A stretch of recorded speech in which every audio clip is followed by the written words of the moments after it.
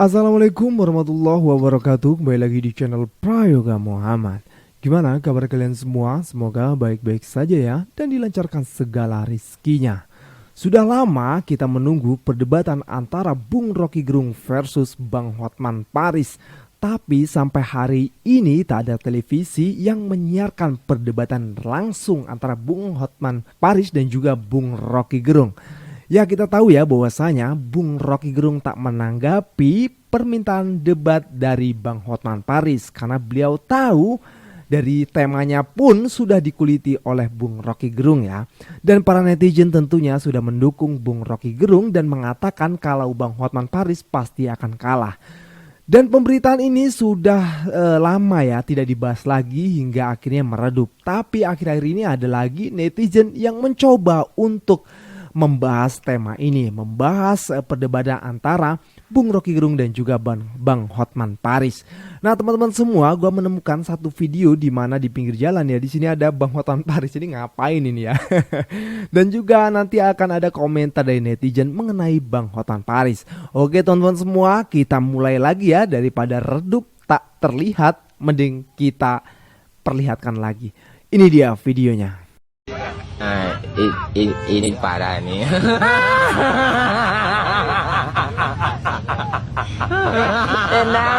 Tadu nih, ini ngapain nih Bang Hotman Paris nih? Iseng bener ini kayaknya nih.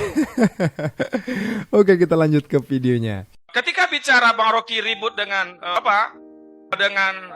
seseorang, bagi saya orang hukum, terutama kita kaum kampus adalah ketika filsafat diejek sebagai omon-omon. Saya mengatakan begini, kalau orang hukum berhenti belajar filsafat, maka itulah awal kematian ilmu hukum.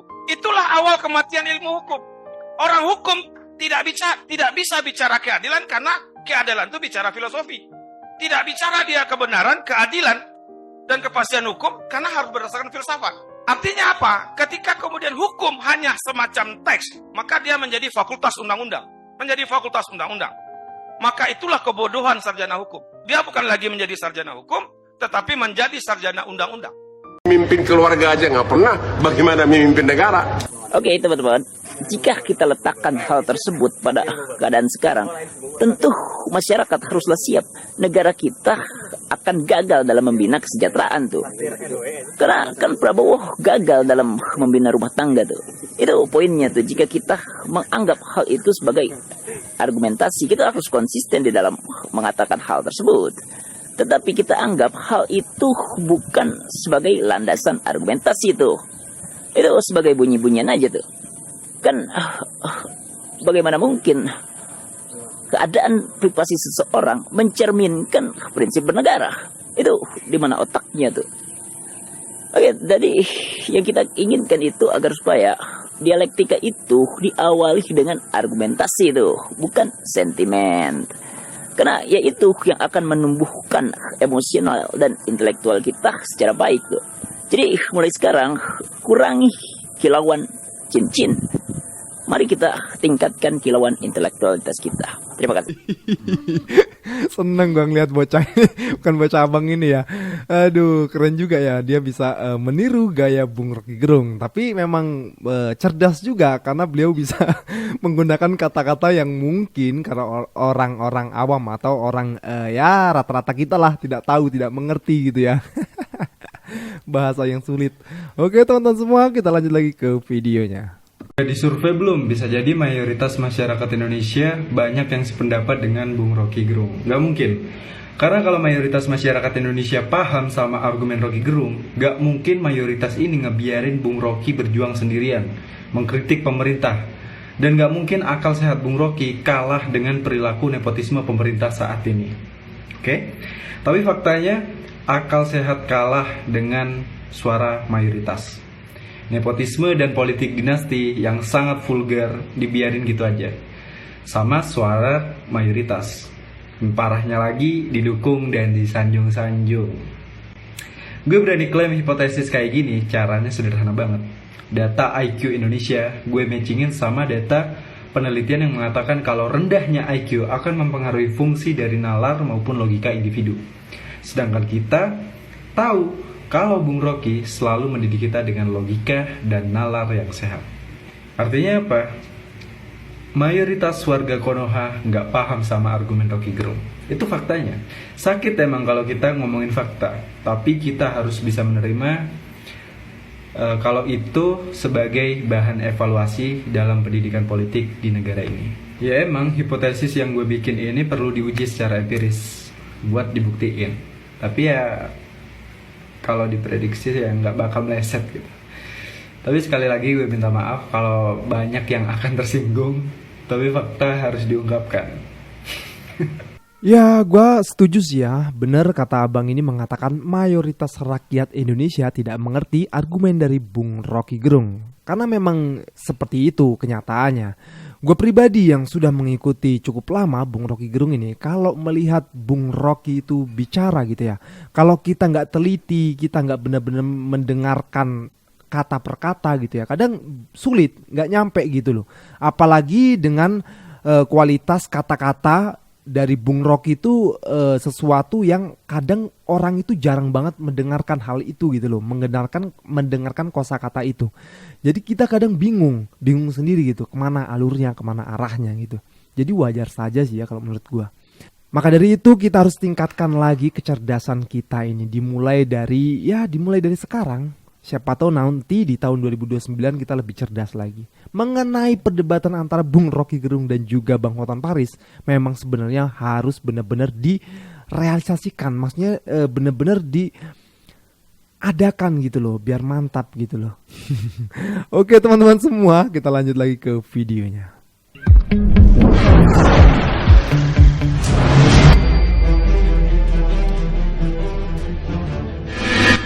Saya di sini secara pribadi nggak ada urusan dengan Pak Hotman. Saya tahu dia orang hebat, beracara, dia orang kaya, tapi segala itu adalah moral.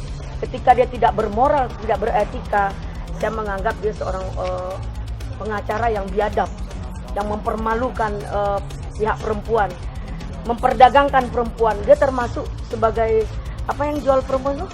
Germo. Ini contohnya ada sebenarnya. Contohnya ada. Nih. Tadi udah sampaikan juga ya.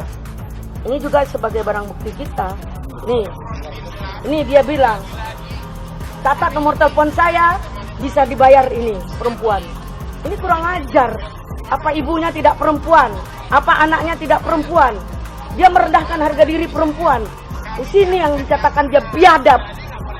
Dia orang itu adalah penegak hukum itu officium nobile, itu pekerjaan yang mulia. Ini diunggah nih video ini, saya dapat dari banyak tempat ini. Nah, pada Korong Merah Jakarta silakan catat nomor telepon saya untuk ini, masih panas. Ini belum laku katanya. Kurang ajar ini. Ya kalau ini urusan mereka ya, gue sih nggak mau lah untuk membahas hal ini. Gue mah lebih seneng pembahasan antara Bung Rocky Gerung versus Bang Hotman Paris, itulah paling keren pokoknya. Oke teman-teman semua, kalian perlu nih dengerin lagu yang satu ini. Lucu juga sih, gue temuin di TikTok ya. Kita lihat videonya. Hai orang miskin, tidur yang nyenyak, agar kami tetap berkuasa. Hai orang miskin, tetaplah bodoh, biar kami bebas untuk menipu. Hai orang miskin, tidur yang nyenyak, agar kami tetap berkuasa. Hai orang miskin, tetaplah bodoh, biar kami bebas untuk menipu.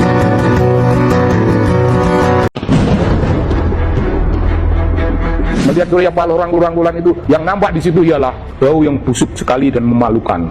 Bau oportunisnya Surya Paloh. Surya Paloh, jelas dia menjadi kekuatan yang kalah, tapi langsung tanpa malu-malu melakukan political game yang menurut saya memalukan sekalipun. Kan bisa menyatakan dukungan Prabowo sebagai orang kalah itu di telepon, jangan disorot oleh media. Surya Paloh menjilat Prabowo, mungkin tidak menjilat keningnya, tapi menjilat sepatunya demi masuk ke dalam bagian yang legitimate memimpin negara. Melihat Surya Paloh rangkul-rangkulan itu, yang nampak di situ ialah Bau yang busuk sekali dan memalukan. Bau oportunisnya Surya Paloh. Bang Masinton lagi ngegimik. Senior, tokoh-tokoh, ketua-ketua, semuanya kami mintain masukan, ya. Tidak terkecuali beliau, ya. Kalau ada yang bilang ingin konsultasi dengan Ibu Megawati, konsultasi terkait kabinet, ya menurut saya itu ya cuma gimmick aja, dan itu ya nggak perlu lah. Aduh, Bang Masinton. Abang itu ingat nggak yang abang gini? Samsul, ingat? Itu nggak gimmick. Dan hasilnya, saya dengar abang kalah ya? Nggak dapat kursi lagi. Kalau mau kursi bisa beli di toko furnitur, banyak macamnya, bervariasi, berbagai macam warna. Aduh, makanya jangan terlalu semangat gini-gini, kan jadi kalah. Ya kan, kalau kemarin nggak nyinggung Pak Jokowi, Pak Prabowo, Mas Gibran, ya kan santai aja, politik yang sehat, bisa jadi menang Bang, bisa jadi belum tentu juga. Mas Gibran itu adalah orang yang baik, orang yang tulus, orang yang ikhlas, ya seperti Pak Prabowo dan Pak Jokowi kepada rakyat Indonesia, Bang Masinton. Ya, jadi ketika Mas Gibran ingin ketemu tokoh-tokoh senior, ya, ketemu para suhu seperti Bu Mega juga, ya berikan, dukung dong, support penuh. Jangan malah sepertinya kesannya mengadu domba, menghalang-halangi, bilang-bilang gimmick. Ngapain Bang Masinton? Ya, ini masyarakat menilai semua Bang Masinton. Kemarin kan kontestasi, sekarang ini kan sudah selesai. Ya kan, dukung penuh kalau Mas Gibran, Bu Mega, Pak Prabowo, Pak Jokowi ingin bersatu kembali untuk membangun negara. Bagaimana mereka menyusun strategi untuk membangun Indonesia ke Indonesia emas yang lebih baik. Ya, agar Bang Masinton juga 2029 masih ada kans untuk duduk. Ini masyarakat menandai loh. Hati-hati loh Bang Masinton. Indonesia emas ya. Maksudnya Mas Gibran gitu ya. Ya udahlah, paling bener Bang Masinton. Nggak perlu dijembatanin juga ya. Nah teman-teman semua, ini yang terakhir ya, video dari Bung Rocky Gerung. Beliau sedikit menceritakan tentang Pak Anies. Ini bagus juga untuk penutup ya. Kita lihat videonya.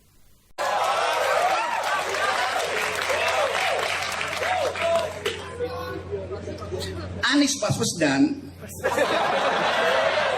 saya sengaja ucapkan salah supaya kalian perbaiki. Anies adalah korban politik licik.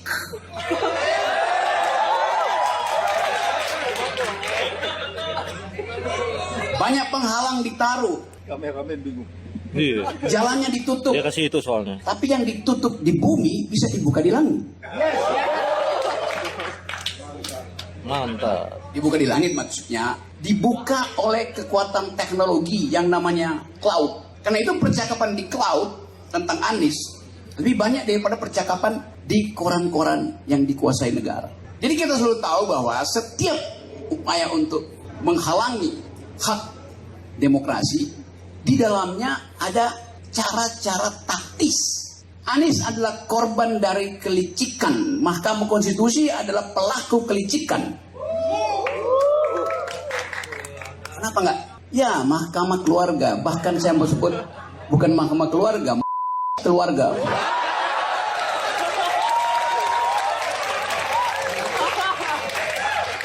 Saya terangkan di mana ya. Bayangkan, ada seorang bocah menelpon paman, enggak? Ada seorang bocah menelpon suami dari tantenya. Saya nggak bilang paman. Supaya abangnya bisa jadi wakil presiden atas perintah bapaknya. Jadi itu yang terjadi. Sebuah keluarga berupaya untuk mengendalikan sebuah bangsa, sementara setiap malam 9 juta keluarga di Indonesia tidur dengan perut keroncongan. Kelaparan di Indonesia itu ada 9,8 juta keluarga. Tertinggi di Asia itu. Padahal hak dari 9, juta orang itu untuk memperoleh nutrisi minimal yang harus diberikan oleh negara. Ketika mereka bangun pagi, dia hanya berharap dapat BLT. Anda bayangkan, hak warga negara untuk disuapi oleh negara. Begitu negara tiba di depan pintu rumah orang-orang miskin ini, di situ udah tersedia goodie bag. 1 liter minyak goreng, 5 kilo beras, dan ada wajah seseorang ditempel di situ. Apa itu bukan penghinaan?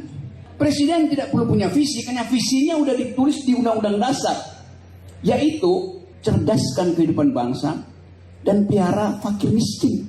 Itu perintah konstitusi. Siapapun yang jadi presiden, perintah itu harus dia lakukan dulu. Cerdaskan kehidupan bangsa artinya jamin bahwa orang Indonesia IQ-nya harus lebih tinggi dari simpanse. IQ kita sekarang itu di ukuran internasional cuma 78. Ada simpanse yang bahkan IQ-nya 100. Jadi Anda bayangkan keadaan kita hari ini. Jadi kita mau tagih dari kekuasaan. Mengapa kita melarat? Mengapa Anda masih harus bayar uang kuliah padahal Anda pemegang kedaulatan yang diperintahkan oleh konstitusi supaya jadi cerdas? Karena itu nggak ada yang ngawasin tuh. Anda dapat KIP tadi, lalu Anda takut kritik pemerintah, seolah-olah itu beasiswa pemerintah. Beasiswa itu saya yang bayar melalui pajak saya, melalui pajak Pak Habil dan teman-teman saya. Jadi itu adalah hak saudara, bukan hadiah dari negara. Karena negara ini bukan negara kapitalis, bukan negara neolit. Negara ini dirancang berdasarkan perintah konstitusi, pelihara fakir miskin. Artinya gratiskan kesehatan supaya dia bisa berpikir tanpa harus dibebani dengan iuran BPJS. Seolah-olah udah dapat iuran BPJS, negara sudah merawat mereka. Anda sakit, Anda pergi ke rumah sakit punya BPJS, dokternya bilang iya, tapi nggak ada dokter di sini. Ada dokter, iya, tapi peralatannya nggak ada. Terpaksa Anda pindah ke rumah sakit swasta yang bayar mahal. Jadi teori tentang negara kesejahteraan tidak dipraktekkan di kita.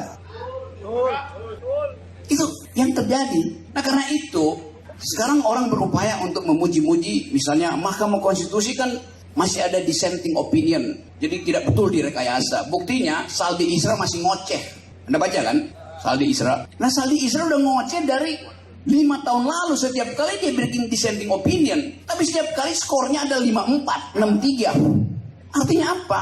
Artinya Saldi Isra diumpankan di situ untuk seolah-olah masyarakat anggap bahwa nggak ada rekayasa karena ada dissenting opinion dari Saldi Isra. Konyol. Mestinya Saldi Isra sadar bahwa dia hanya dimanfaatkan di situ, diumpankan untuk jadi devil's advocate, maksud artinya advocatus diaboli, seolah-olah kritis. Padahal itu bagian dari sistem.